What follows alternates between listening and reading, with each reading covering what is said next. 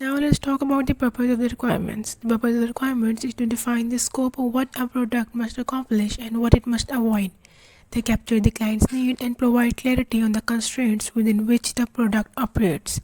These requirements guide the team to focus on the what rather than how, leaving design decisions for later stages. Effective requirements also help determine how a product should be tested, ensuring functionality and reliability. Without proper requirements, team risk client dissatisfaction, costly rework, and poor design decisions that can derail a project. Now let's talk about some common project failure points. One major reason for the project failure is poor requirements management. According to the Chow's report, 70% of the project fail because the team builds the wrong system, often due to the insufficient client interaction or unclear requirements. This highlights the critical role of the requirements play in ensuring the product aligns with the client expectations. Proper communication, analysis, and documentation of requirements are essential to avoid these failures and deliver a product that meets the business needs.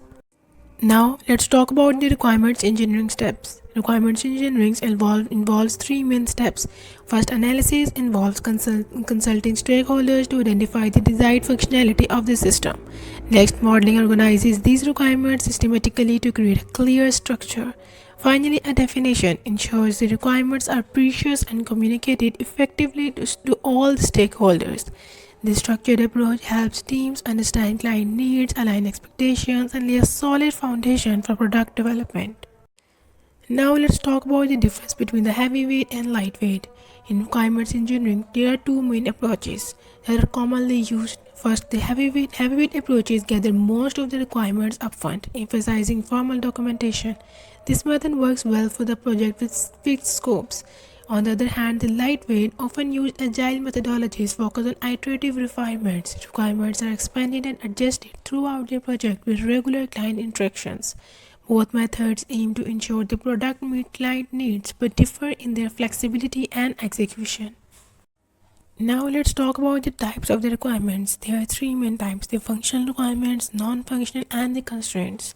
First of all, the functional requirements define what the product must do, ensuring specific actions can be verified. And the non-functional requirements, also known as quality requirements, describe the system-wide properties like performance and scalability. Finally, the constraints specify limitations such as regulatory compliance or technical restrictions. These categories provide a comprehensive framework for understanding and implementing the client's need. After that, we will discuss about the validation and verification. Validation and verification are the essential process in requirements engineering. Validation ensures the product aligns with the client's needs by asking, are we building the right thing? It involves client feedback through user and acceptance testing. Verification, on the other hand, checks if the product meets the defined requirements or not, answering, are we building it right? It involves audit, testing, and analysis to ensure accuracy and reliability.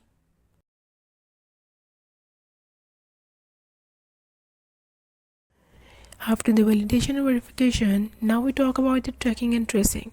So its main goal is to make sure that every requirement is properly followed. To do this, we need to start with a complete list of all the requirements, and each requirement should have its unique identifier for easy reference. It's also really important to organize and cross-link these requirements. So basically, when we are working on a project, some of the requirements are linked or might be depend or related to other requirements. So we should have to organize them in a way that shows these relationships. Example, when we have to use a website, the requirements of user authentication is linked to the requirements of placing order. Without logging in, a user can't proceed to the order, so these requirements are dependent on each other. Next, we need to make sure that each requirement is linked to verification activities. This means that for every requirement, we should have a solid plan of how we confirm that the system actually meets every requirement. Lastly, a change review procedure must be in place. So actually, when we are working on a project, it's not uncommon that a client wants to add a new feature or wants to do some modification to the existing one. So we should have a clear process for how we can handle these changes. Now let's move into the stakeholder and viewpoint analysis. So first of all, let's discuss who are the stakeholders. Stakeholders basically include various people like client, the one who is requesting the system, customers who will be the end user of the system, Users, one who will interact with the systems on daily basis, administrators who are responsible for managing the system, and finally the maintainers who will be in charge of fixing or updating it. It's also important to know that effort required is not always proportional to how much a feature is used. It means that sometimes features that only a few people use can take more effort to build. Example, like when we are building a website, the login page doesn't take much effort to create, but it's one of the most important and frequently used parts of the system. On the other hand, building an admin dashboard might take a lot of effort, but it's used by only a few people. Eliciting requirements. Eliciting requirements is the practice of researching and discovering the requirements of the system from users, customers, and other stakeholders. Eliciting requirements is another most important part of our project. It's really important to gather the right information from clients to ensure project accuracy. So, talking to clients is essential to understand the requirements, but sometimes talking to clients and users can be tough. To make it easier, we should allow for open discussion, being well prepared before the interview. We should write down everything we learned during conversation. Shouldn't have to hesitate to ask for clarification. Instead of going to the wrong path, it's better to ask for clarification. We should repeat back what we understood to ensure that we both are on the same page. Negotiation. Negotiation is all about resolving conflicts, and prioritization means decide which features are the most important. It's also important for us to open to suggestions. In methods like Agile, we focus on incremental delivery, which means we regularly deliver the parts of the project.